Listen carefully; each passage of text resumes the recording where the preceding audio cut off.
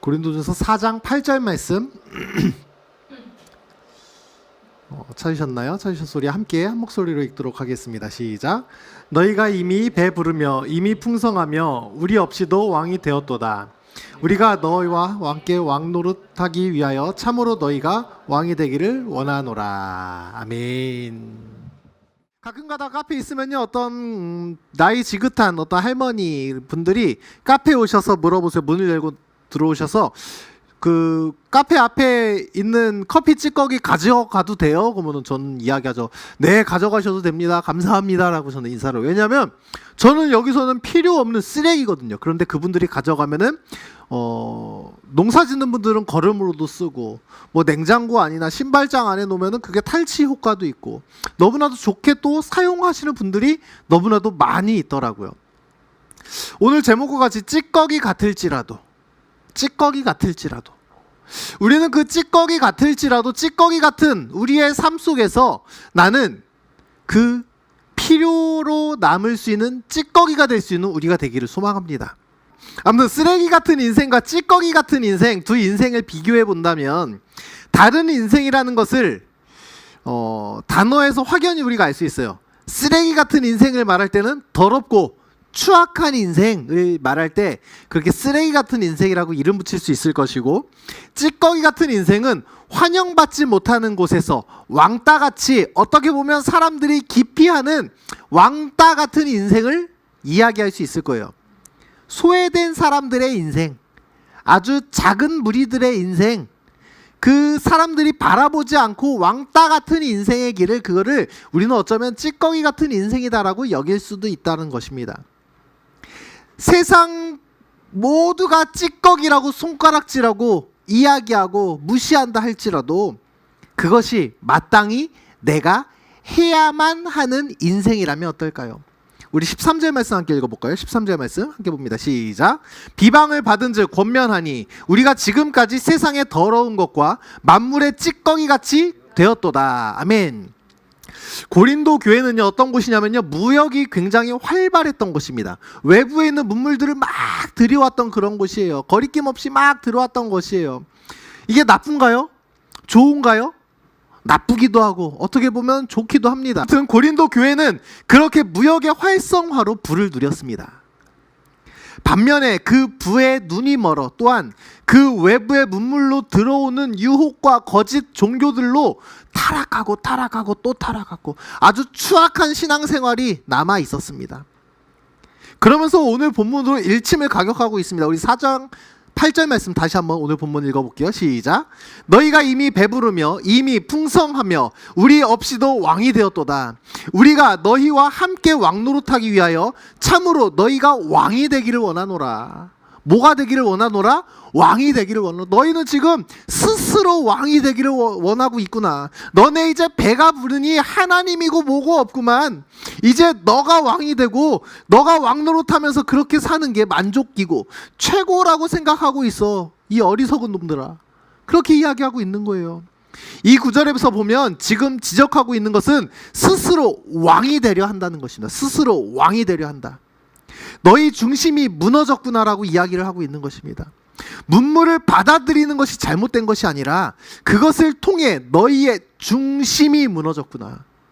세상의 환경의 변화 때문에 너희의 중심이 무너졌구나. 문화가 달라져서 살기 좋은데, 문화가 달라져서 즐길 것도 많은데, 그러면서 적당히 타협하며 믿으면 좋잖아. 어느 정도 타협하면서 믿으면 좋잖아. 지금도 교회 가운데에 예배 가운데 드럼 치면 안 돼. 막 일렉기 따잉 하는 소리 내면 안 돼.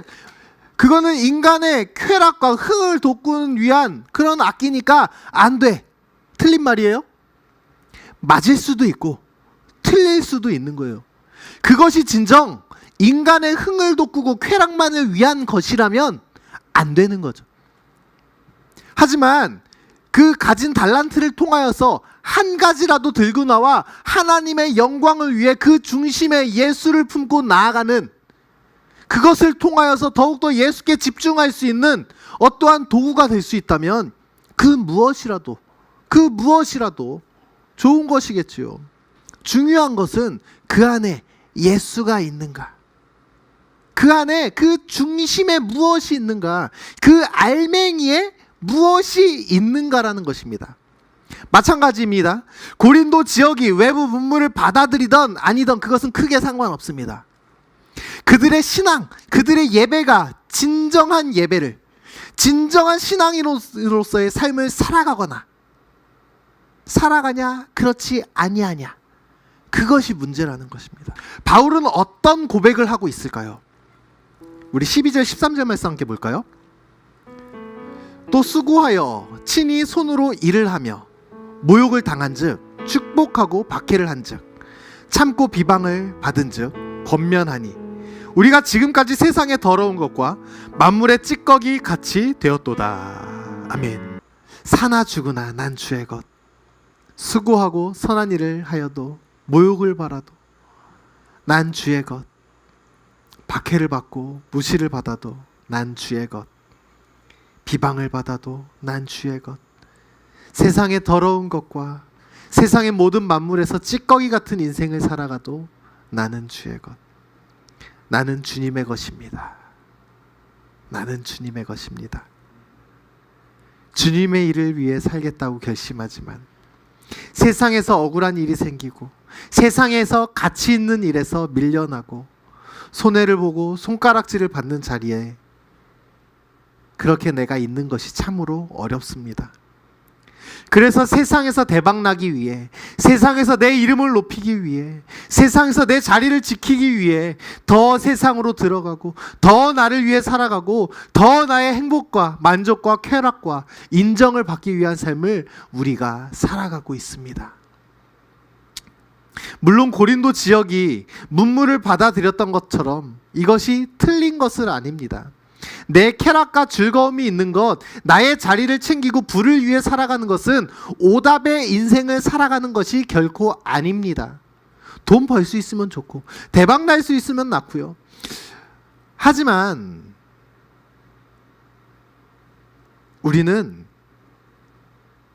바른 말을 하고 바른 일을 하며 바른 삶, 즉 말씀의 인생을 살아갈 때에 그곳에 손가락질이 있어도 핍박이 있어도 하물며 나를 조롱하여도 오늘 13절 말씀처럼 비방을 받은 즉 권면하니, 그런 상황 속에서도 내가 바른 길을 살아가며 바른 말로 함께 바른 길을 살도록 말하는 자, 이것이 우리가 고백하는 난 주님의 것입니다.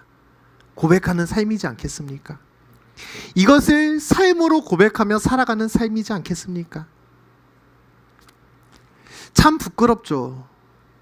말씀 앞에선 우리의 인생이 참 연약합니다. 우리의 모든 모습들이 너무나도 연약합니다. 주님, 내가 주님 안에 거하기를 소망합니다. 이 연약한 삶 가운데에 내가 주님 안에 거할 수 있는 나의 모습이 되길 소망합니다. 언제나 내 모습 너무나 부끄럽습니다. 주님,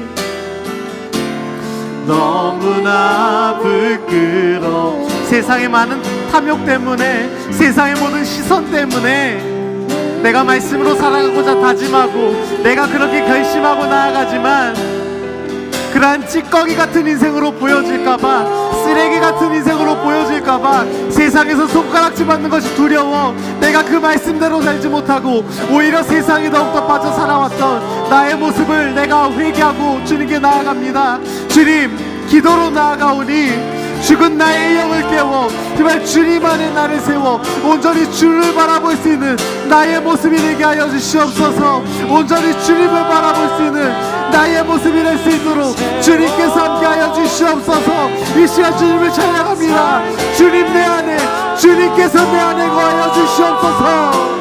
주님 내 안에